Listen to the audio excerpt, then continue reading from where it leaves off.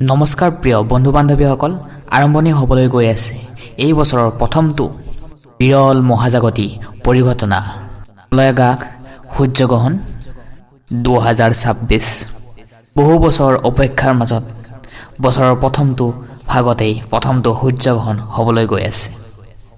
সূৰ্যগ্ৰহণ অকল আকাশৰ এটা দৃশ্য মানে নহয়, আমাৰ জীৱনতো বহুত ধৰণৰ প্ৰভাৱ পৰে।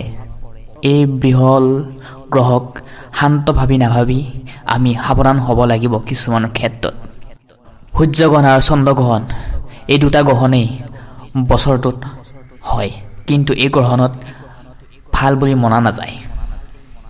ভয়ংকৰ শক্তি জাগৰণ হয়, যাৰ প্ৰভাৱ প্ৰত্যেক ৰাশিৰ জাতক জাতিকাসকলৰ ওপৰত পৰে। কাৰোবাৰ জীৱনত বেয়া সময় চলিব পাৰে আৰু কিছুমান জীৱনত কাৰোবাৰ জীৱনত ভাল সময়ো আহিব পাৰে। বিশ্বাস কৰা হয় যে এই সূৰ্যগ্ৰহণ দিনটোত বা চন্দ্ৰগ্ৰহণৰ দিনটোত আমি কেতিয়াও গৰ্ভৱতী মহিলাই নকৰিবলগীয়া কাম কৰিব নালাগে। সাৱধানে থকাটো, নিজকে কেয়াৰ কৰি থকাটো অত্যন্ত জৰুৰী। নিজকে আৰু নিজৰ পৰিয়ালটোকে সুৰক্ষিত ৰখাটো আপোনাৰ মোৰ অত্যন্ত জৰুৰী। দৰ্শক, তেনেহ'লে আহকচোন আমি আজি এই ভিডিঅ'টোত জানো আহকচোন 2026 চনৰ সূৰ্যগ্ৰহণ কেতিয়া, ভাৰত আৰু বাংলাদেশৰ কোনখন জাগাৰ পৰা সূৰ্যগ্ৰহণ দেখিবলৈ পোৱা যাব, কি কি কাম কৰিব, কি কি কাম নকৰিব, সকলোতকৈ আটাইতকৈ জৰুৰী গৰ্ভৱতী মহিলা আৰু শিশুসকলে কি ক্ষেত্ৰত সাৱধান থাকিব লাগিব এই ভিডিঅ'টোৰ মাধ্যমে জানিব পাৰিব।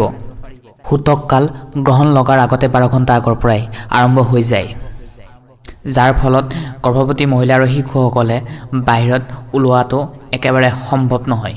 গ্ৰহণ লাগি থকাৰ সময়ত নখ আৰু চুলি কাটাটো একদম ভাল নহয়।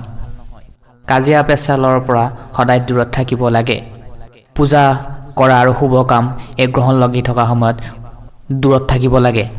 এই দিনটোত পাৰিলে দুখীয়া শ্ৰেণীৰ মানুহক সহায় কৰিব লাগে। গৰীব মানুহক ভোজন দিব পাৰিলে অত্যন্ত শুভ মনা যায়।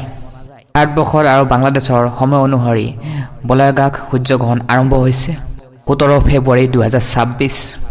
এই দিনটো পৰিছে মঙলবাৰ। ভাৰতবৰ্ষৰ সময় অনুসৰি এই গ্ৰহণ আৰম্ভ হ'ব 3:27 পৰা। মধ্য সময় সন্ধিয়া থাকিব 5:42 আৰু সমাপ্ত হ'ব ৰাতি 7:57। বাংলাদেশৰ সময় অনুসৰি এই গ্ৰহণ লাগিব 3:57 আৰু গ্ৰহণৰ মধ্য সময় সন্ধিয়া 6:12 আৰু সমাপ্ত হ'ব 8:28। দৰ্শক, ভিডিঅ'টো ভাল লাগিলে অতি শীঘ্ৰে লাইক এটা কৰি আৰু কোনখন ডিষ্ট্ৰিক্টৰ পৰা চাই আছে নিশ্চয় কমেণ্ট বক্সৰ জৰিয়তে জনাবলৈ একেবাৰে নাপাহৰিব। তেনেহ'লে আজি এই গুৰুত্বপূৰ্ণ খবৰটোৰ পৰা আমি বিদায় মাগি আছোঁ। ধন্যবাদ।